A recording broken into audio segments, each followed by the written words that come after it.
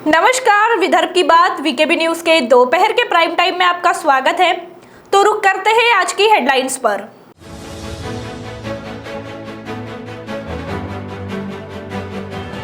पुरानी रंजिश के चलते युवक की हुई हत्या। नागपुर के सावनेर की वारदात, एक आरोपी को किया गया गिरफ्तार।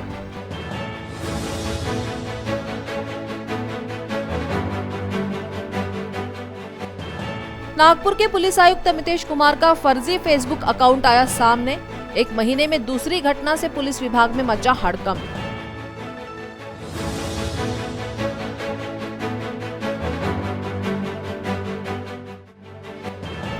और अब मराठी भाषा में शुरू होगा पॉलिटेक्निक कोर्स। इसी सत्र से शासकीय संस्थाओं में अनिवार्यता होगी लागू।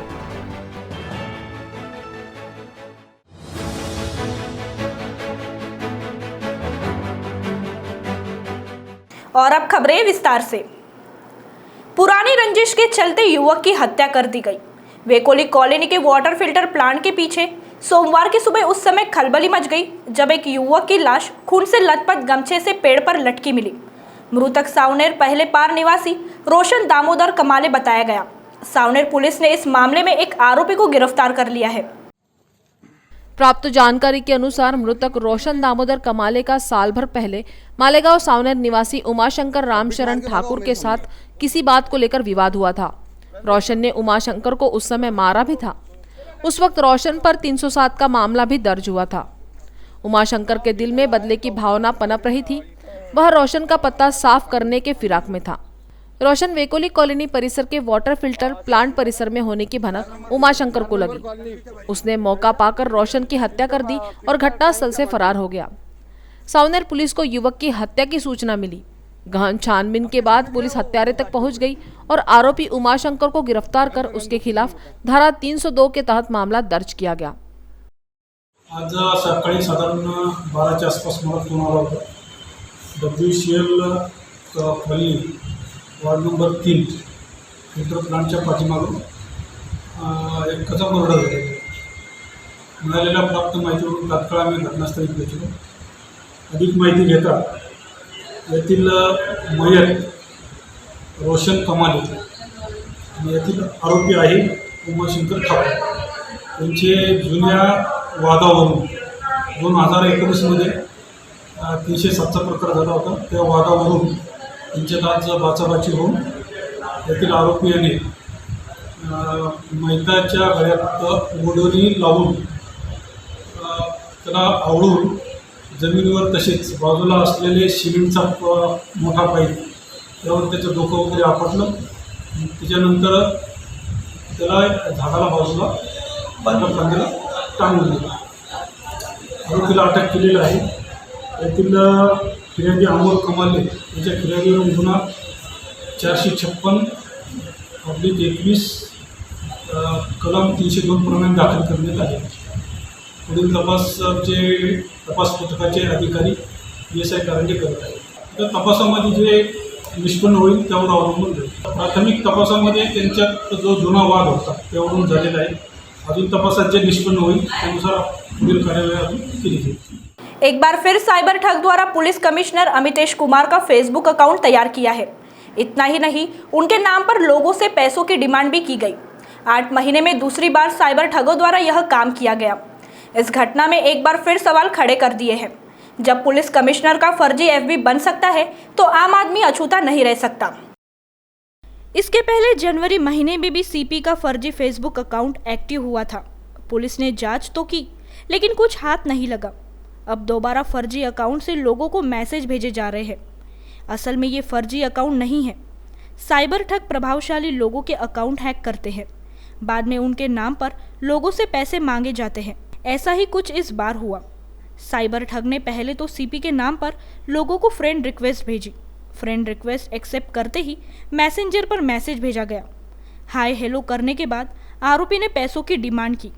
CP द्वारा इस तरह पैसे की मांग किया जाना संभव नहीं था, इसलिए संदेह होने पर एक व्यक्ति ने उन्हें फ़ोन कर जानकारी दी। CP अमितेश कुमार ने लोगों से अपील की है कि उनके अकाउंट से भेजे जाने वाली फ्रेंड रिक्वेस्ट एक्सेप्ट ना करें और न किसी के साथ पैसों का व्यवहार करें। अंग्रेजी भाषा को लेकर छात्रों में हिचकिचाहट बनी रहती है। इस वजह से 10वीं व 12वीं में अच्छे अंक मिलने के बाद भी कई छात्र इंजीनियर में प्रवेश से कतराते हैं। छात्रों की इसी हिचकिचाहट को दूर करने के लिए तकनीकी शिक्षा विभाग ने इस सत्र से मराठी भाषा में पॉलिटेक्निक की शिक्षा उपलब्ध कराने का निर्णय लिया है। राज्य के सभी शासकीय पॉलिटेक्निक में मराठी में पाठ्यक्रम पढ़ाया जाएगा। साथ ही परीक्षा के दौरान मराठी में उत्तर लिखने की सुविधाएं दी जाएंगी। इस संबंध में महाराष्ट्र राज्य तकनीकी शिक्षा परिषद संपूर्ण पाठ्यक्रम मराठी में भी तैयार कर रहा है। विभाग की सभी 6 शासकीय पॉलिटेक्निक में मराठी माध्यम में छात्रों को प्रवेश दिया जा रहा है। फिलहाल पॉलिटेक्निक की प्रवेश प्रक्रिया जारी है। इसके लिए छात्रों को 13 अगस्त तक आवेदन जमा करना है। मराठी भाषा में शिक्षा मिलने से प्रवेश लेने वालों की संख्या में भी इजाफा होने की उम्मीद व्यक्त की जा रही है। विभाग भविष्य में स्नातक डिग्री के लिए भी मराठी में शिक्षा देने की योजना बना रहा है। विभाग में नागपुर, आर्वी, ब्रह्मपुरी, साकोली, गोंदिया व गढ़चिरौली में शासकीय संस्थाएं हैं। पिछले अनेक वर्षों से मराठी में पॉलिटेक्निक पाठ्यक्रम शुरू करने की मांग की जा रही थी। वही नई शिक्षा नीति में भी मातृभाषा में शिक्षा का उल्लेख किया गया है। इस बार अखिल भारतीय तकनीकी शिक्षा परिषद ने 8 प्रादेशिक भाषाओं में अभियांत्रिकी पाठ्यक्रमों को मान्यता दी है। कोरोना की वजह से कलाकारों पर संकट गहरा गया है।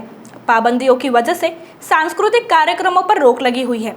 स्थिति ये है कि कलाकारों के सामने भूखमरी की नौबत आ गई है। सरकार द्वारा किसी भी तरह की मदद नहीं किए जाने से नाराज कलाकारों ने सोमवार को संविधान चौक पर आंदोलन किया।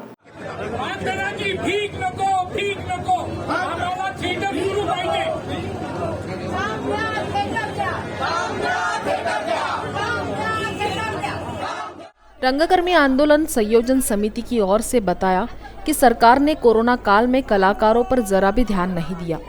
कलाकारों के संरक्षण से ही कला जीवंत रहेगी, अन्यथा भविष्य में सांस्कृतिक क्षेत्र ही खत्म हो जाएगा। संस्कृति की रक्षा के लिए कलाकार का होना आवश्यक है। सरकार द्वारा लगाई गई पाबंदी के कारण कई कलाकारों पर आर्थिक संकट गहरा गया है। इतना ही नहीं, कईयों ने तो आत्महत्या भी की। इसके बावजूद सरकार स्थिति से अवगत नहीं हो रही है। कलाकारों को सांस्कृतिक कार्यक्रम आयोजित करने की अनुमति देने की मांग की गई। थिएटर, स्टेज शो, चित्रपट गृह शुरू करने की अनुमति दी जानी चाहिए। आंदोलन में विविध क्षेत्र के रंगकर्मियों ने हिस्सा लिया। कई कलाकार विविध वेशभूषा में सज कर आए थे।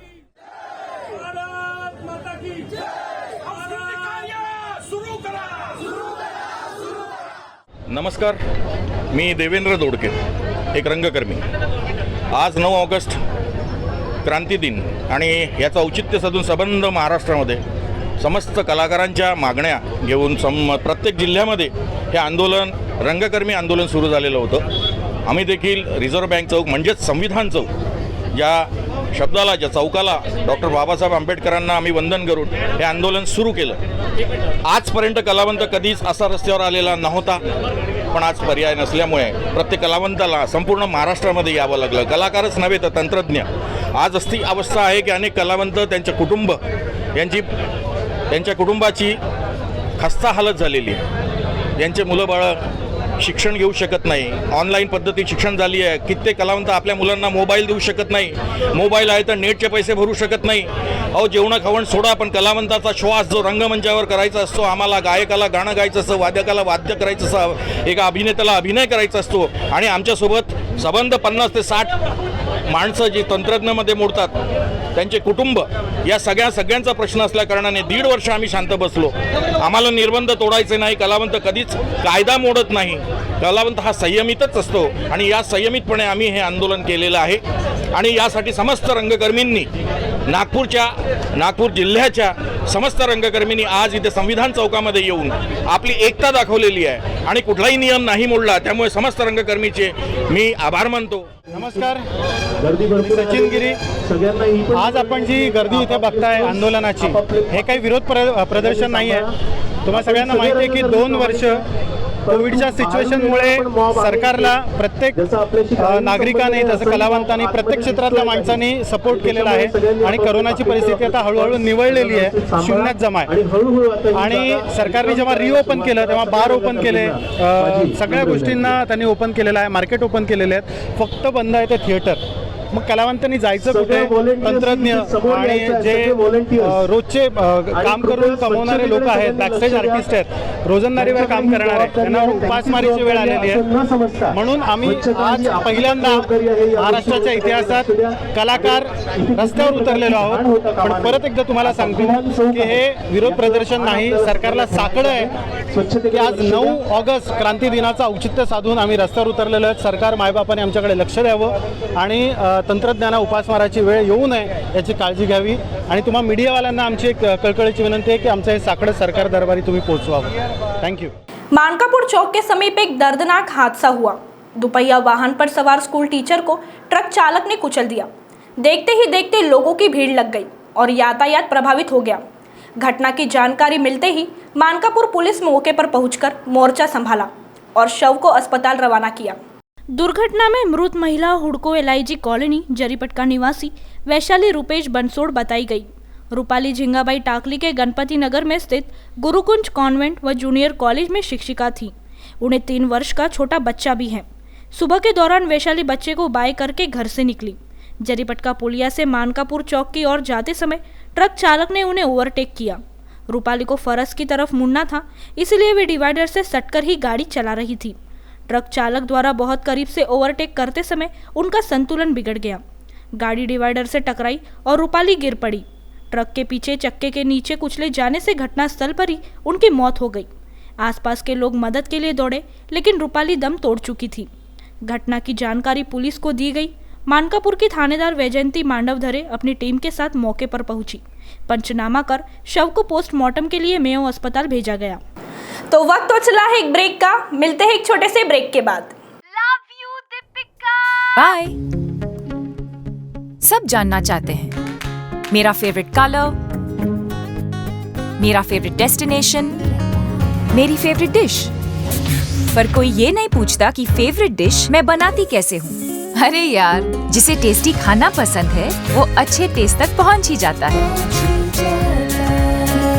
सुरुचि मसाले, खाने में हो रुचि तो घर लाइए सुरुचि।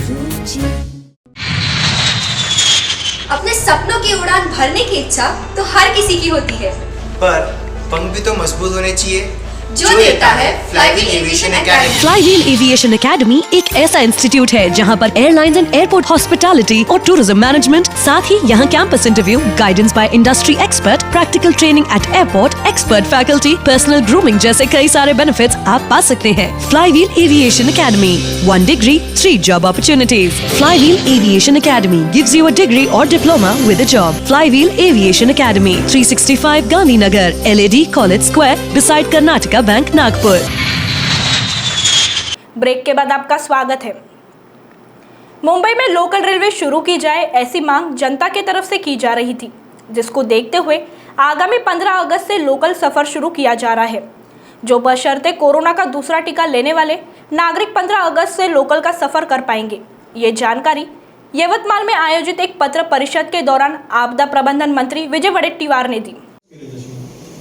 त्यांनी निर्णय घेतलेला आहे। मुख्यमंत्री महोदयांनी सांगितलं की 15 ऑगस्ट पासून आम्ही सर्वांसाठी लोकल ज्यांनी डबल डोज घेतला आहे त्या सर्वांसाठी सुरू करू। असं आहे की शेवट काहीतरी निकष लावावे लागणार सर आमचे, पण असं आहे डबल डोज नाही तर उद्या प्रादुर्भाव वाढला मुंबईत माहिती तुम्हाला लोकलमध्ये कशी गर्दी असते। एकामेकाच्या तोंडाकडे श्वास तोंडातून नाकात जातच असतो सगळा, मास्क घातला तरी जातो एवढी गर्दी असते ती, एकामेकाला कोंबून ठेवतात। आणि अशा स्थितीमध्ये तुम्ही सगळ्यांना माहिती आहे की हा प्रादुर्भाव किंवा ही वाढू नये, तिसऱ्या वेव्हचा धोका आहे, तर काय काळजी घेतली पाहिजे। पण लोकांचा आग्रह होता 15 ऑगस्ट पासून सुरू करा, त्यामुळे मुख्यमंत्री महोदयांनी तसा निर्णय घेतलेला आहे। भारत बचाओ दिन के निमित्त आशा वर्कर व गट प्रवर्तक कर्मचारी यूनियन की ओर से अपनी विविध मांगों को लेकर रामटेक से संविधान चौक तक पदयात्रा निकाली गई। संविधान चौक पर हजारों की संख्या में आशा वर्करों ने मोदी सरकार हटाओ, देश बचाओ के नारे लगाए। अध्यक्ष राजेंद्र साठे, महासचिव प्रीति मेश्राम, रंजना पौणेकर के नेतृत्व में निकली इस पद यात्रा से CITU के आशा वर्कर बड़ी संख्या में शामिल हुई। आंदोलन के दौरान आशा व गट प्रवर्तकों को न्यूनतम वेतन, सामाजिक सुरक्षा लागू करने, आशाओं को 18,000 रुपये और गट प्रवर्तकों को 22,000 न्यूनतम वेतन शुरू करने की मांग की गई। अप्रैल 2021 से आशा को 2,000 रुपए और गढ़ प्रवर्तकों के 3,000 रुपए बकाया को तत्काल देने और जून 2021 में घोषित 1,500 और 1,700 रुपए मानधन बढ़ोतरी का GR निकालकर अमल में लाने, सभी कर्मियों को एंटीजन टेस्ट का कार्य नहीं देने की मांग भी की गई। कोरोना सर्वे के लिए आशा व गढ़ प्रवर्तकों को mask, sanitiser, gloves, face shield, thermometer के सेल की पर्याप्त आपूर्ति करने, स्टेशनरी, जेरोक्स, मोबाइल रिचार्ज के लिए 5,000 रुपए वार्षिक देने, कोरोना काल में अन्य कर्मचारियों की तरह आशा व गढ़ प्रवर्तकों को 50 लाख रुपए का बीमा संरक्षण लागू करने की मांग की गई। कोरोना की तीसरी लहर की संभावना के मद्देनजर शासकीय वैद्यकीय महाविद्यालय व अस्पताल में 700 मरीजों की क्षमता वाले 2 हवा से ऑक्सीजन तैयार करने वाले उपक्रम उपलब्ध हुए। जल्द ही इन्हें लगाया जाएगा। उल्लेखनीय है कि कोरोना की दूसरी लहर में ऑक्सीजन की काफ़ी कमी हुई थी। ऑक्सीजन के लिए लोगों को भटकना पड़ा था। यही वजह है कि प्रशासन अब तीसरी लहर से पहले सुसज्ज होने जा रहा है। उल्लेखनीय है कि कोरोना काल में मेडिकल और मेयो में सबसे अधिक मरीजों का इलाज किया गया। कोविड के लिए मेडिकल में 900 और मेयो में 680 बेड है।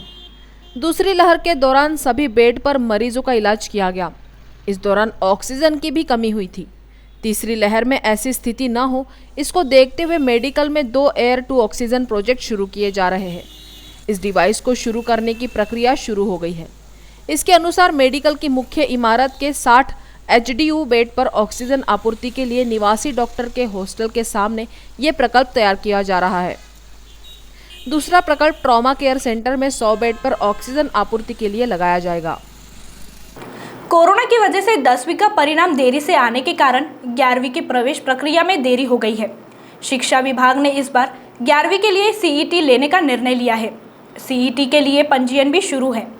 इस बीच शिक्षा विभाग ने केंद्रीय प्रवेश समिति के माध्यम से प्रवेश के लिए पृथक रजिस्ट्रेशन को अनिवार्य किया है। इतना ही नहीं, भविष्य में मेरिट सूची बनने के बाद छात्रों को फिर से आवेदन क्रमांक 2 भी भरना होगा। स्कूल, जूनियर कॉलेज बंद है। कोरोना की वजह से छात्रों के प्रवेश पर पाबंदी लगी है। समूची प्रक्रिया ऑनलाइन की जा रही है। यही वजह है कि छात्रों के साथ ही पालकों में संभ्रम की स्थिति बढ़ती जा रही है। शिक्षा विभाग द्वारा योग्य जानकारी नहीं दिए जाने से पालक परेशान हो रहे हैं। पहली बार CET का नया फॉर्मूला निकाला गया है, लेकिन विभाग ने इसे अनिवार्य नहीं किया है। छात्रा को CET देने और नहीं देने पर भी प्रवेश मिलेगा। CET देने वाले छात्रों की अलग मेरिट सूची बनेगी, वहीं बिना CET वालों की अलग मेरिट सूची तैयार की जाएगी। पहले छात्रों ने CET में शामिल होने के लिए आवेदन भरा, अब केंद्रीय प्रवेश समिति के माध्यम से प्रवेश के लिए आवेदन भरना पड़ रहा है। इन सब के बाद एक बार फिर से आवेदन क्रमांक 2 भरना होगा, जिसमें कॉलेज का चयन करना होता है। पालकों का कहना है कि कोरोना की वजह से छात्र वैसे भी परेशान हैं। ऑनलाइन क्लासेस होने से स्कूलों से संपर्क नहीं हो रहा है। इस हालत में छात्रों के लिए आसान पद्धति अपनाई जानी चाहिए थी। शिक्षा विभाग की दोहरी नीति की वजह से छात्रों के साथ ही पालक भी परेशान हैं। लॉकडाउन के दौरान जिन हॉकर्स को बैंकों के माध्यम से 10,000 रुपए का कर्ज वितरित किया गया, ऐसे हॉकर्स को योजना से संलग्नित करने के लिए केंद्र सरकार की ओर से स्वनिधि से समृद्धि योजना शुरू की जा रही है। इसके अंतर्गत हॉकर्स के लिए 5 दिवसीय शिविर आयोजित किया जा रहा है। बताया गया कि पथ विक्रेताओं के उत्थान के लिए केंद्र सरकार की ओर विभिन्न योजनाओं का लाभ दिलाने के उद्देश्य से मनपा के समाज विकास विभाग द्वारा दीनदयाल अंत्योदय योजना राष्ट्रीय नागरिक उपजीविका अभियान अंतर्गत 5 दिवसीय शिविर का आयोजन किया जा रहा है। बरडी के टेम्पल बाजार रोड स्थित पंडित रविशंकर शुक्ला हाई स्कूल में 13 अगस्त तक सुबह 11 से दोपहर 4 बजे तक शिविर होगा। शिविर के लिए पथ विक्रेताओं को आधार कार्ड, बैंक पासबुक, राशन card, passport size photo, electric bill, अनुसूचित जाति या जनजाति का होने पर जाति प्रमाण पत्र के साथ उपस्थित होने की अपील उपायुक्त राजेश भगत ने की। भगत ने कहा कि केंद्र सरकार की प्रधानमंत्री पथ विक्रेता आत्मनिर्भर निधि योजना अंतर्गत मनपा क्षेत्र के हॉकर्स को कोरोना काल के लॉकडाउन में हुए नुकसान के लिए 10,000 रुपए का कर्ज उपलब्ध कराया गया था। तो दोपहर के प्राइम टाइम न्यूज में अभी इतना ही। आपसे फिर मुलाकात होगी, तब तक बने रहिए VKB न्यूज के साथ। नमस्कार।